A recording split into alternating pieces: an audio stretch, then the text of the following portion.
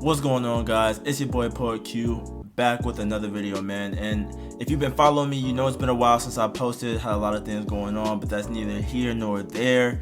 Today we are going to be getting into a 2021 recap with my top 5 favorite projects. So before we get into that, I want you guys to make sure to hit the subscribe button because there's going to be a big increase in content that I drop on here.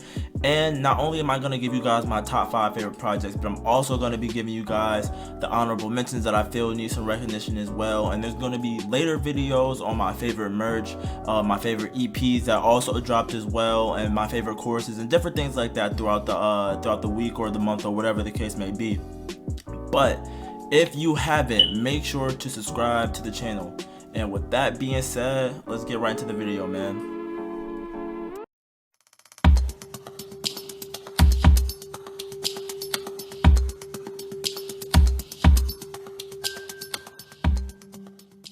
Okay, so one more thing I want to state before I get started is that these projects that I am listing are my personal top 5.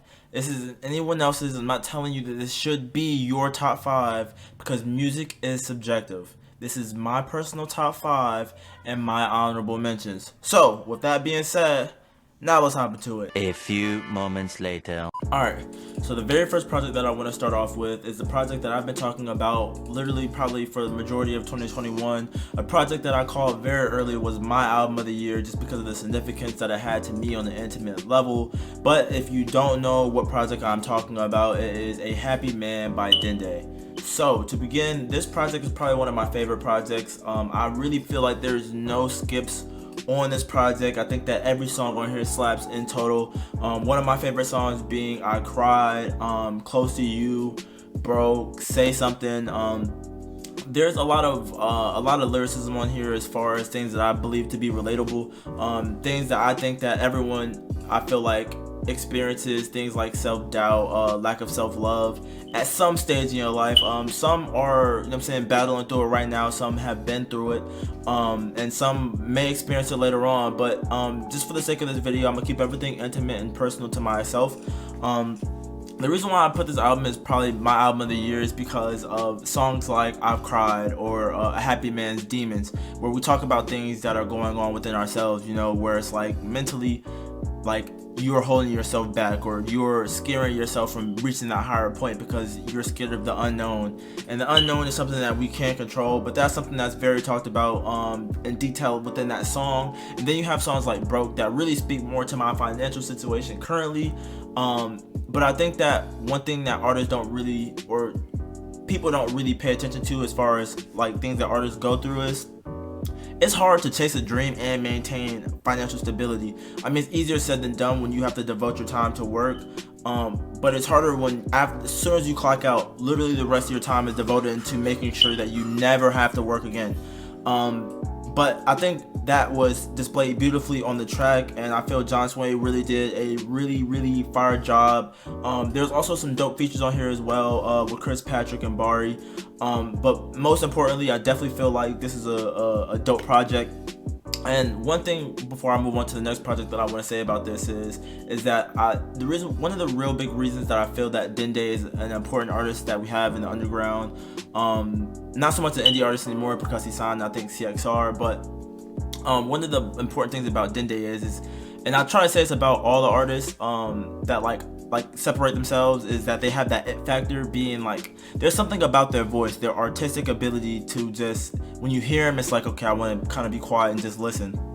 I felt that way about Dende from the moment I heard him, and even with the projects that he dropped afterward, the Pregnancy Pack, I still feel the same way. I feel like he just has that signature, you know. And if you haven't had the chance, definitely go check him out. So next up on the list for me is Nick Rose, Ceiling Theory. So I want to start by saying I probably got on this project super late 2021, maybe around like, I would say, I don't know, like August, September, somewhere in that October range. But I'm super grateful that I got the opportunity to hear this project before even getting to a point where I was like, I want to put together a top 5 video, because there's a lot of songs on this project that I really fuck with, and songs that I still listen to this very day. And I know, like, you're probably thinking you should probably listen to your top 5 every day, but I think it's important to say that because there's things that he talks about in this project that I still feel are really relevant to today. And I'm going to be saying that a lot because the artists that I choose to champion are artists that I feel, you know what I'm saying, talk about everyday life things that people go through, not shit that I feel like isn't tangible to me or things that aren't real to me. And one of the biggest things with Seal in Theory is him talking about mental health throughout the entirety of the project. I haven't done a review for this project. I really want to. One of the big things about this project is it feels like everything happens in a wave, whether it's a happy emotion or a sad emotion. But what I will say though is that this project almost has that feeling where it's like every time you feel a high, you feel a low. And even though some of the beats feel more up tempo, there are sad lyrics. For example, with the song Tokyo Don't Jump. Tokyo is a very electric song, but the lyrics itself are really sad. And honestly, that song made me chirp a little bit. I'm not gonna lie to you guys. Don't Jump was probably one of my favorite songs in 2021 to begin with. Tokyo definitely gave it that groove that I feel like that it kind of needed, because you don't want to lay too much on somebody, but at the same time, it's like, wow, man, such an eye opener. But through and through, I feel like outside of like maybe a couple tracks that I don't really revisit, I feel like there's a bunch of lovable tracks on here, especially with Escapades, Shadow Cry, Walk in the Park, one of my favorites, Inside Out, the song that I play every morning when I wake up. This is not a joke. You can ask my girlfriend.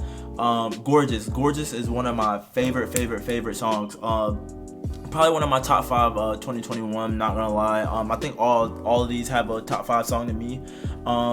Tokyo Don't Jump, Borderline was probably one of my favorite songs in here as well, probably after Gorgeous and Tokyo Don't Jump. Borderline kind of just talks about, you know what I'm saying, like how we're all in, like, we're this close to being insane, like, or this close from being, you know what I'm saying, like, mentally unhealthy. Like, we're all close to being something, you know what I'm saying, like, you don't know what it is that could push you overboard. And I think that that's really important to say, because we have to normalize first of all, the even conversation of mental health before we even get to the stage of, you know what I'm saying, self-awareness and things like that. But I think Nick Rose really fucking knocked this project out of the park, and it's one that I'm probably going to be taking with me for the next couple years, not gonna lie to you. Super special, and I'm super grateful again for the opportunity to have heard this. And then last but not least, I want to talk about the outro, Hello Goodbye. I think that it was a phenomenal outro. It's 9 minutes and 43 seconds. The only outro I think I've ever listened to that long is probably J. Cole's outro. I think it was for like 2014 Forest Hill Drives, when he had that really long outro and he was like, I fuck with you if you still listening. I felt like that was kind of a nod to myself. Like 9 minutes and 43 seconds. I've listened to it at least 5 times, I'm saying, all the way through, just because I feel like the things that the people were saying, they do hold value. That clam chowder shit was funny. Shit was funny. I think it was like sea milk or some shit like that. That shit had me crying. But all in all, Seal in Theory, I would definitely say, to me personally, is like a 10 out of 10. But with that being said, we're gonna move on to the next project. Alright, so third on my list we have Tears in the Rain by Nito. This project was probably introducing me super early. This is probably one of the very first projects that I listened to in the beginning of 2021, when I decided, hey, I'm only going to listen to indie artists. And it was one of the very first projects that I was like, okay, these underground artists really might have something to offer to the mainstream that they're completely missing. So one of the things that I want to start off by saying is, if you watch the review that I did for Tears in the Rain, Nito kind of, his production, his instrumentation, his sampling, it closely resembles Kendrick, and I'm a really big Kendrick fan, so to me that was already kind of a plus. And there was a lot of songs on here that, like, on the first listen, like, I realized they were dope songs. Tragically, one of my friends was killed though last year, and you know what I'm saying, it kind of like put everything for me on a standstill, and that's what really kind of catapulted this project into that lane of like Forever With Me, you know, like. It was already a good project, but then certain songs like Sacrifices, Can't Cry, February 20th, Mama's Boy, God, Tears in the Rain, like, these are all songs that started, you know what I'm saying, taking a different shape, because throughout the entirety of the project, or throughout parts of the project, he's telling different stories, but he's also, in one of his songs, talk about him losing a friend of his, and it really feels closely to how I feel, just because, you know, my friend had just became a father, so it's like, it's one of those things where it's like, he's telling me about the things that he got planned for 2022, and then all of a sudden, you know, we wake up and he's not here anymore. So that was one of the things that kind of really propelled this project to me. But not only that, I feel like the subject matter and what he's talking about, a lot of the stuff, it really hits a deeper level to me. You know what I'm saying? It hits a deeper stride for me. So it's like, I would really appreciate, you know what I'm saying, if you haven't already, again, make sure to check these projects out, bro, because this is a lot of talent coming from these artists that are in the underground realm. But with that being said, I want to move on to the fourth project that I want you guys to listen to, man. Alright, so fourth on the list we have Kieran the Nomad, Nights Before a Party Volume 2. If you ever watched any of the videos in my past, then you've noticed I did an interview with Kieran. I think I might have done a review as well. But I'm a really huge fan of Kieran, and I really appreciate this project. Starting with the transitions, just because everything in this project seems effortless. And not only that, but I think that one of the big things is that one way to keep a listener really engaged is to often add beat switches, or maybe just keep them guessing, you know what I'm saying, because you never really know. Like, for instance, if I listened a long time, I would have never guessed that the beginning and the end would have ever came together. Or even with Valley of Shadows, one of my favorite songs off of the project, that chorus at the end would have came in. I don't know if to call it a chorus or a bridge or whatever the case may be, but that was some exceptional shit. So one of the reasons that this project is probably so high for me is because it not only I don't look at it as a concept album. I look at it as a curation of songs being put together by Kieran, and I feel like as an artist, it really shows who he is, because it allows us to see what he thinks of other artists as well. Like, okay, I'm gonna take this artist and put them on this feature, put them here, allow them to be their self here, and every feature on here showed out. There's not a miss, I don't believe, by any of the features on here. I think that every feature on here brought out something new within themselves, and he showed out himself, you know. And I think that this project was really important to me, because you have songs like Out Here that I'm like, all right, this is a banger to me, this is a tough song. But then you have songs like Valley of Shadows where it's like, hold on, Griot might be one of the most talented individuals I've heard in my lifetime, you know what I'm saying? And I know that sounds like an exaggeration, but when you hear the chorus, you might feel what I feel, where it's like, damn, bro, like, this song is absolutely fucking crazy. And then you hear that part and it's like, whoa, we taking this to a whole new level. I might have got chills when this song first played. But that's definitely one of the favorite songs off the project to me. Then you have songs like Designer featuring Lily, who I also think is another talented artist. And then Granny Lord Have Mercy, which is one of the songs that we really did talk about in depth. I think that there's supposed to be a video coming for it soon. But this is also another one of my favorite songs off of the project. And then we have one of them hang bangers, you know what I'm saying, with Everything Is Everything. I remember Kieran said that this initially wasn't supposed to be the outro for the project. If you listen to All of Me, it does sound like he's wrapping up the album, and then you hear Everything Is Everything, and then it kind of like, well, hold on, I'm saying this might be like a bonus track, and it feels like picking the trophy up after you already won. Like, I'm standing on the first place podium, but this feels like that, you know what I'm saying? It sounds corny to say this, but it does sound like a slam dunk. It sounds like alright, bitch, now we're really done, you know what I'm saying? So for me, it's just kind of one of those things where when I listen to this project, I really do feel like this is a complete body of work. I do feel like this is probably the best project I've heard all around this year, as far as just features, as far as the artists themselves, as far as production goes. It's just a really clean sound overall. So with that being said, on to the next project.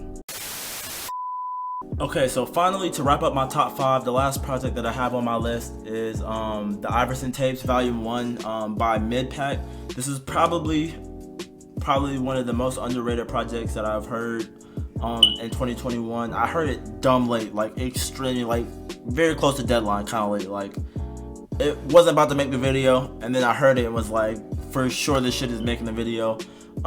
It's crazy because when I heard it, I was like, oh shit, he might have something in him, you know what I'm saying? Like, you can just tell when you're one of those people who have that musical ear. There's something about being able to listen to an artist and immediately knowing that this person has what it takes to be where they want to be at. They just kind of gotta focus in, and I think Midpack is one of those artists, definitely, that I feel like definitely has that talent. Draft Day was a good way to start the project off, but I think one of the bigger songs on here to me was Metronome, man. I think that really showcased all that I needed to see from him, as far as what I needed in an artist. The production on this project is amazing, nothing short of amazing. But the transparency is probably one of the bigger things on this project to me that I feel is important, because with all the artists that I've mentioned already, you know what I'm saying, one of the things that they're able to do is maintain a level of relatability. Not talk about shit that I don't feel like they don't live, but have a level of relatability to where it's like, okay, you're going through things that I go through in my life. And Metronome, man, was literally probably one of the best songs that I've heard as far as things that pertain to my life, where it's like people might see you, feel like you're getting a bit of success, so now they want to talk to you, or y'all don't know that this is what's going on behind the scenes with my family, you know what I'm saying? And so that was kind of one of those songs where it's like, damn, bro, I really feel what you got going on. And then to follow that up with another song with even more transparency, and Insecure was something that was really big to me. It's like, oh shit, you know what I'm saying? Like, this man is really talking about his problems. And then he follows that up with To Whom It May Concern. So it's just a bunch of like, it feels like every time you peel a layer of the onion back, there's a whole another layer there. And that kind of really solidified this project to me. And then you have songs like Barbecue and Coleslaw, Uncle Corey and MVP. All these songs I feel like kind of really make the completion of this project. This makes it a really solid project overall, and I think to me personally, definitely in my top 5.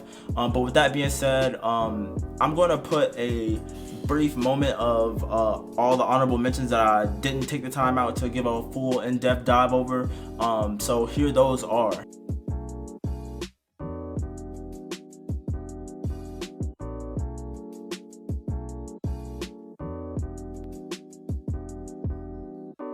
Alright, so if you made it this far, I really fuck with you. Thank you. If you have some projects that you feel like I might have skipped or missed over, make sure to drop those in a comment. If you haven't already, make sure to like the video. And if you really haven't already, make sure to subscribe to the channel. This year is going to be a fucking big one, man. And I really need everybody, all hands in, man. I'm trying to hear any artist and every artist. Doesn't really matter the genre. I typically don't care as much. If it's hip-hop based, that's cool. The only genre I probably will listen to is country. I'm gonna be honest with you guys. But outside of that, definitely send it over. And Happy New Year's to you guys, and many more blessings to come. Peace. They told me don't think too high. Seeing is believing. I'm a dreamer, dreaming of what I wanna be. They told me don't.